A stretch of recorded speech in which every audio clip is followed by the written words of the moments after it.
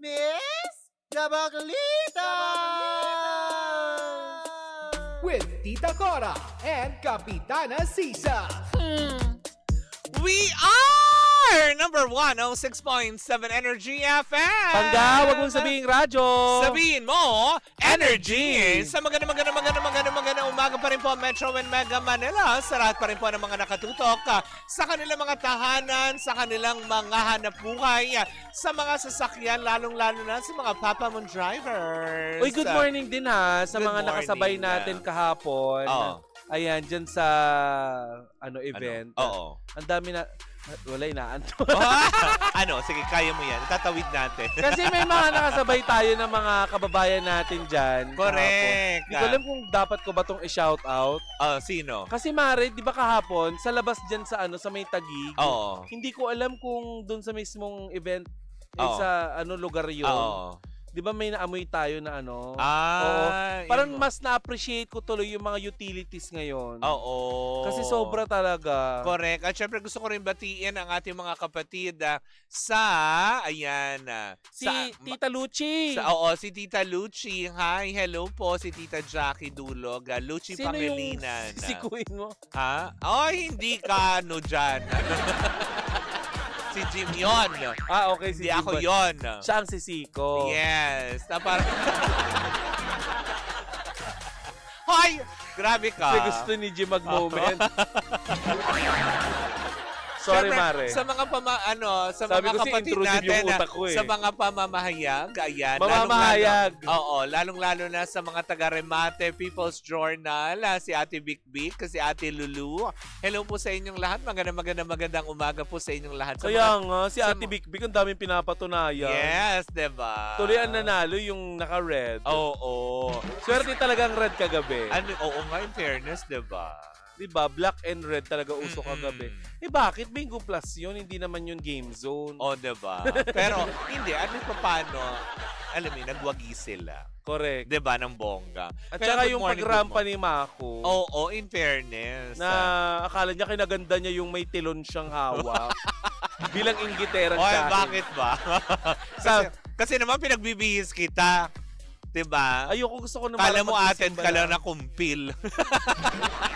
Parang tapos na ako sa ganun ate ko. Alam mo naman dati, nung bago-bago ako dito sa Energy, Sabi ko kasi laban. sa'yo, sinabihan kita nung sabi ko, Mare, itong suotin mo. Kakabugin ka talaga. Oy, hello mo din yung twinning mo. Yung kasama daw ni Huwag ka magpuputi. O yung tinawag mong pergola. Ay! Hindi.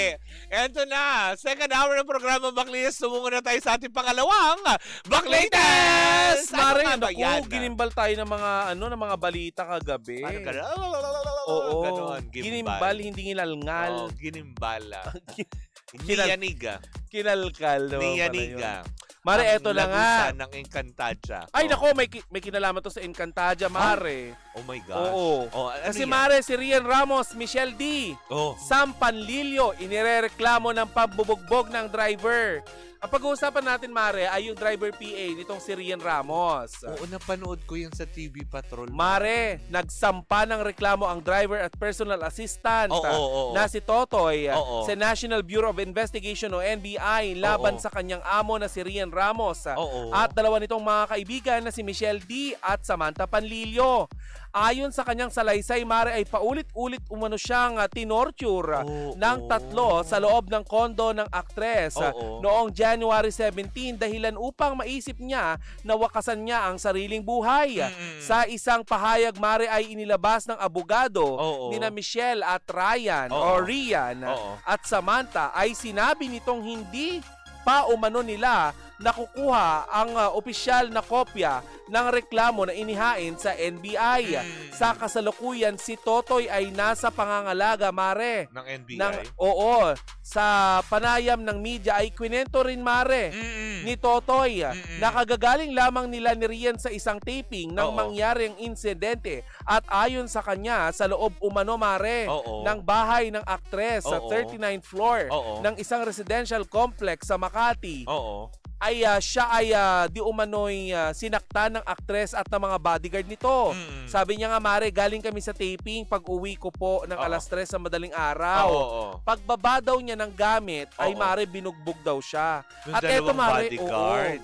Kinabukasan mare, January 18, Oo. matapos ang umano'y pananakit, sinabi ni Totoy na Oo. nagtangka siyang wakasan ang kanyang buhay Oo. sa pamamagitan ng pagtalon sa bintanang ng ika-39th floor Oo. na palapag. Oo. Nabigo siya mare, alam mo kung bakit? Bakit? Dahil sumabit siya sa electrical cable mare Oo. na nasa 25th floor ng Oo. gusali. Oo. Matapos nito ay nagtungo umano sa lobby ng building Oo. at hinarang siya ng mga bodyguard ni Rian Ramos daw di umano. Na inakyat ulit. Oo, at inakyat ulit siya sa 39th floor. Oo. Ang nakakaloka dito mare, Oo. yung sinabing hinubaran siya Oh my nitong gosh. si Michelle D. Oh. Tapos binuhusan ng alcohol. Oh. May pa part dun sa kanyang reklamo mare sa mga pahayag niya na binatukan daw siya multiple times nitong si Rian Ramos. Oo. Tapos parang 3 days siyang dinitain lang sa condo. Binugbog siya ng bongga daw. Yun yung pagkakasabi. Dahil ito yung napanood ko nga gaya ng sinabi ko kanina. Nasa TV Patrol Mare, ito. eto pa. Oh. Pinainom daw siya ng sarili niyang ihi. Oh Kasing my- tabi po sa mga Oo. kumakain. Oh my gosh. Pinainom daw siya ng sarili niyang Total ihi. torture. Oo. Ano Kasi ba nikmuraan dahilan? daw siya. Dahil doon sa angpaw. Ngayon, Mare, eto na nga Oo. ang dahilan daw. Mm. Pinaamin daw siya Oo. na ilabas na niya or pinaamin siya na siya ang kumuha at ilabas na niya yung isang angpaw na naglalaman daw di umano ng sensitibong litrato. Ngayon, kung kaninong litrato, Mm. maring kay Rian, kay Samantha o kaya kay kay Oo, Michelle. Kasi oo. bakit sila magagalit kung ni isa sa kanila wala man lang dun sa litrato? Oo nga. Parang Mari lang, baka lang naman pwede pabulaanan nila. actually, 'di ba? At syempre, 'di ba, hinihikayat din po natin ang mga nabanggit po ng mga celebrity at personalities dito sa ating inuulat. Oo. Ay bukas ang aming himpilan para sa inyong panig at sa kung ano man ang gusto nyong alam mo yung liwanagin tungkol dito sa paratang ni alias Totoy. Pagpapatuloy pa natin, Mare, Mm. eto nga, naglabas ng statement yung abogado nitong si Rian at saka ni Michelle. Oo. At sinabi nila, Mare, na noong January 19 ay opisyal silang nagsampa ng qualified theft Oo. dito kay Totoy. Pero ibinasura daw, 'di ba? Pero ang nakakaloka nito, Mare, sa mugshot, sinabi ng attorney na wala naman daw marks Oo. na siya ay nabugbog Oo. kasi may mugshot. Oo. At willing naman silang ilabas yun kung sakasakali. Oo. Ngayon ang nakakaloka nito, Mare, kung totoo man Oo. na ginawa ito ni Rian Ramos at Oo. saka nitong si Michelle D, maaring ito na rin ang katapusan ng kanilang karera. Grabe naman. Kasi Mari, para mambugbog ka, tatlo kayo, kahit pa sabihin mong babae kayo, Parang ano, ang tatangkad yan. hindi lang naman silang tatlo, Mare. May May dalawang bodyguards. bodyguards. Yun daw yung Oo. bubugbog, di ba? Ayon sa salaysay nitong si Totoy sa NBI. At kung totoo man, Mare, na mula doon sa ground floor, nahulog Oo. siya. Oo. From 39th floor, nahulog siya to 25th floor, Oo. medyo duda ako doon. Hindi kasi Hindi parang... ka bubuhayin nun, Mare, ha? Oo. Pero kung sumabit ka nga doon sa mga Sa kable, tapos diba? nakapasok daw siya sa isang kitchen. Oo. Doon na sa may mga 25th babae. floor. Oo, na may mga babae Doon daw. daw siya nakapasok. Pero hinarang daw siya pagbaba niya. pagbaba niya. Oo. Ang tanong doon, anong ginawa ng mga ng security ng building? Bakit Hindi man lang ba tumawag inawat? ng pulis? Tama, di ba? Na may mga ganun na pala. Ayan na naman tayo kung VIP, pinagtatakpan. Tapos ayaw kasi ng skandalo ng building. Oo. Di ba? Na nakakaloka. At kung sakasakali mang para totoo, tuloy parang... Oh. grabe yun, 39th floor. Diba? Nakakaloka. Hindi ko rin gagawin yun na tumalon. Hindi, kung grabe yung ginagawang pambubugbog, kasi narinig daw niya na tatapusin na yung buhay niya Oo. Sinabi daw Yun yung salaysay nga niya sa NBI, Mare. Oo. Pero nakakalungkot isipin na may mga ganitong insidente. Pero yung qualified theft na sinasabi na naisampa, diba? Parang ibinasura kasi parang walang evidence masyado. Oh. Pero napawalang sala siya doon. Oh my gosh. Doon sa sinasabing qualified theft na ito, na isinampa nila. Kung naibasura yun, so sinasabi ngayon ng Sabi ng yung sa report na Oo. TV Patrol. Sabi ng abogado, Oo. sabi ng abogado ni sabi ng abogado nitong si Rian at saka ni Oo. Michelle D. Mm-mm. nung ano daw, nung yung pambubugbog Oo. na inilalabas itong si Totoy, Oo. para di umanong paghihiganti niya. Dahil idinamanda siya or inireklamo siya ng qualified theft. Oh. Mare, eto pa nakakaloka. Hindi din daw siya pwedeng tawagin Oo. na illegal detention Oo. kasi doon nakatira si Totoy sa mismong building na yun. Dahil nga PA siya eh. Oh. Totoo ba yun? Baka, PA alam nyo, driver. oo, baka yan yung mga batas na kailangan amyendahan. Oo, diba? Diba? Magsasaklaw o kaya Halimbawa, ikaw, Mare. magbibigay ng karapatan sa mga PA, sa mga drivers. Hindi, sa mga, ito, Mare. Oh. Etong context. Oh. Halimbawa, kapatid mo, kamag-anak mo, Oo. pumasok sa loob ng bahay nyo, Oh. hindi kanya pinalabas, binugbog kanya sa loob mismo ng bahay mo, Oh. hindi ka pwede magreklamo ng illegal detention? Kasi, Hindi. nasa loob ka ng sarili mong bahay? Kung bubugbugin ako, physical injury ang ididemanda ko sa kanila. Paano yung Paano yung Pero- kawalan mo ng karapatan na umalis Kumaga parang kinulong siya. Oh, sa sarili mong bahay? illegal detention nga yun. O yun ang ginawa ngayon doon kay Totoy. Diba? 3 araw yata siyang kinulong. Tsaka para pa inumin ka ng sarili mong inilabas na Oo. na Parang, wiwi. parang mali. Parang, alam mo Kung yun, totoo man po ito nakakagimbal lang, hindi ba? Nakakagulat itong mga balitang ito at hindi madali at hindi mababaw na paratang yung ginagawa nitong PA driver na ito, hindi ba? Kasi hindi rin natin alam kung ano nga ba ang punot dulo ng problema. Kasi, Alam mo, kailan lang nasasangkot na tong si Rian sa mga ganyang issue kasi talaga di ba? ba parang napapabalita na hiwalay na nga sila ni Sam Bersosa. Oo, daw. Oo. Mm-mm. Na wala naman din tayong alam kung anong dahilan. Ano ang, ng kung totoo paghihiwalay. ba. Oo. Tapos ngayon ganito ang nangyari. But parang sunod-sunod ang problema kay Rian.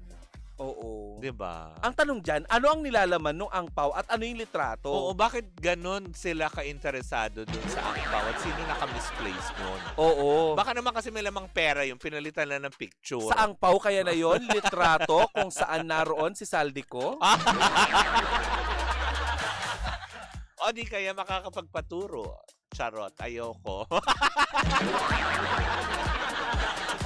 Baka naman yun, nandiyan sa baba, biglang sumulpot sa amin. Nandito ako, ano kayo mga bakla? Oo, makakapagturo sa mga missing itsosero. Missing itsosero. Pero yun na nga, sobrang shocking tong balita na tumare Maski ako, alam mo yun, habang pinanonood ko yun, actually, talagang main topic ng news ito Kasi hindi biro po yan. Kasi bigla ko naalala ng flashback sa akin yung nangyari kay Bong Navarro, di ba? Na, di ba, in-illegal detention din siya doon. Tapos, Oo. tinorture din siya. It's giving Bong Navarro. Yes, di ba? 2.0 kasi Mare, 39th floor. Tinalon. Alam mo, maganda niyan. Lumundag. Bakit hindi maglabas yung building ng CCTV camera footage? Oo, dapat yon ang hingin mismo ng NBI ngayon kung may nagaganap man na ganong insidente noong mga araw na to para patunayan na lahat ng statement nitong si Totoy laban kay Rian Ramos at kay Michelle D. Diba? Hindi ko sukat akalain, diba? Ang isang beauty queen, mambubugbog. Alam mo, minsan, din ako na, minsan kasi Mare, yung mga mukhang anghel, minsan, alam mo yan. Yes, oo. May mga kakilala tayong ganyan, mukha silang anghel, pero meron nga mukha manika demonyita. Diba? Pero alam mo yun, sinaksak ka talikod talaga nun As in, literal. Diba? At hindi lang din yun. May binuwag pa yun ng pagkakaibigan. Dahil lang sa chismis. Ay! Nahanap ko siya kagabi doon. Wala. Wala. Hindi Hindi siya siya sinasama, no? not belong. Hindi siya gina-join. Siya gina-join the club doon sa... Wait. Diba? Hindi siya Bettina. Bakit kasi nag-pick ng masisilan? Hindi nga natin alam kung masiselan ba yon. Sabi ni Google, crime pa din daw yun.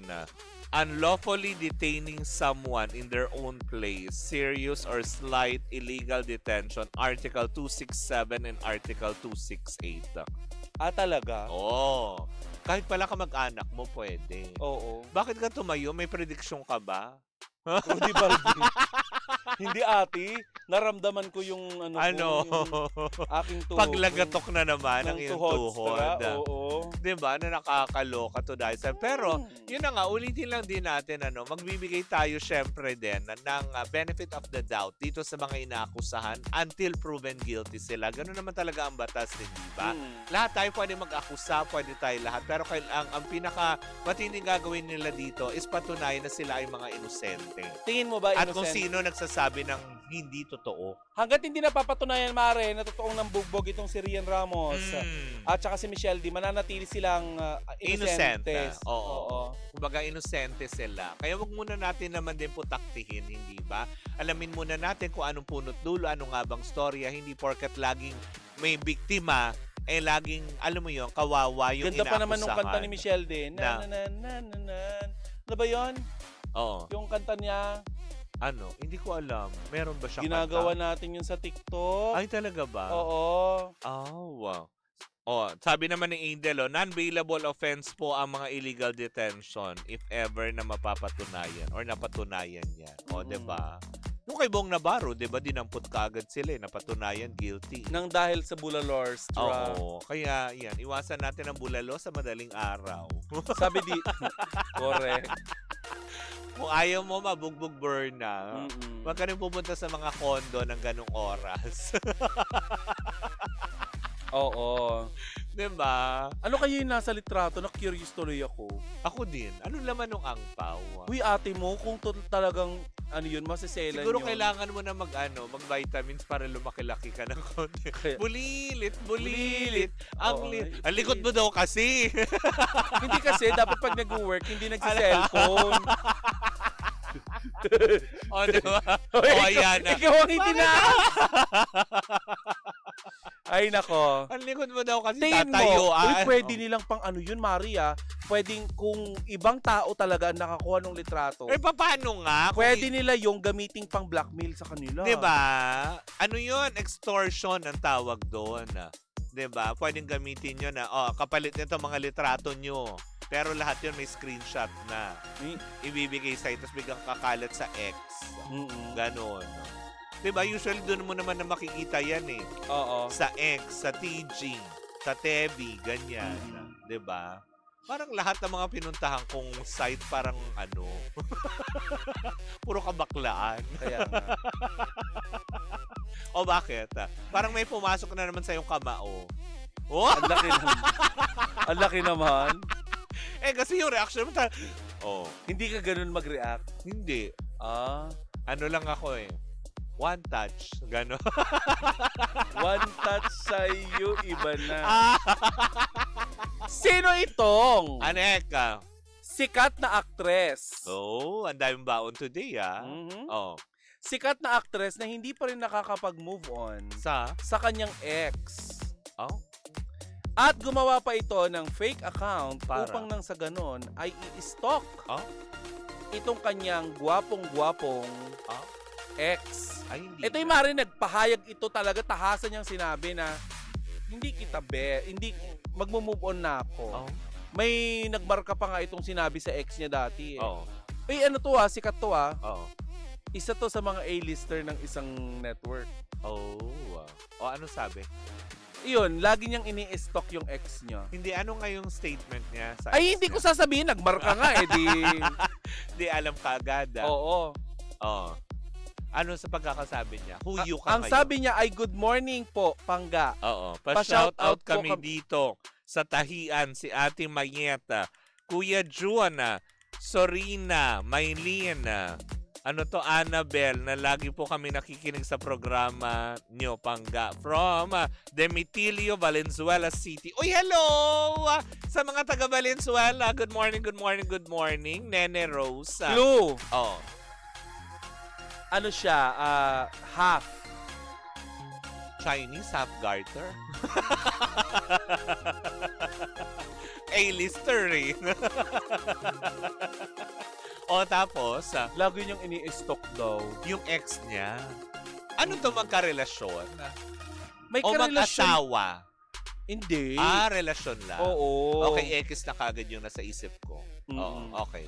So, ngayon, si actress ay nalilink siya sa isa pang aktor na sikat din sa naturang network. Oh. Nalilink lang. Sinong ex niya? Kailan nga lang napapabalita na nag-live-in na daw sila eh. Oh, sabi ko na nga ba tumama na sa utak ko yung sagot. Oo. Ano ga? Ini-stock pa ba niya yun? Ni-stalk niya daw. Sabi, ang nakapagkwento sa akin ay mga malalapit sa kanya.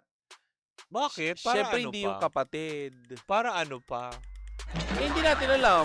Parang feeling ko, Mare, parang may mga namimiss siya tungkol dun sa ano. Sino dun Sa sa, ex mga niya. ex niya? Ay, manuloka ka. Hindi yung latest ex niya. Ay! Yung ex na hiwalay na din. Yung ex niyang nakalibin niya ng bonggang-bongga. Tapos, ang bongga ng paglilibin nila. nahiwalay na din. Mm-mm. Oh. Kaya nga diba, bitteret pa siya dun sa ex niya na yon.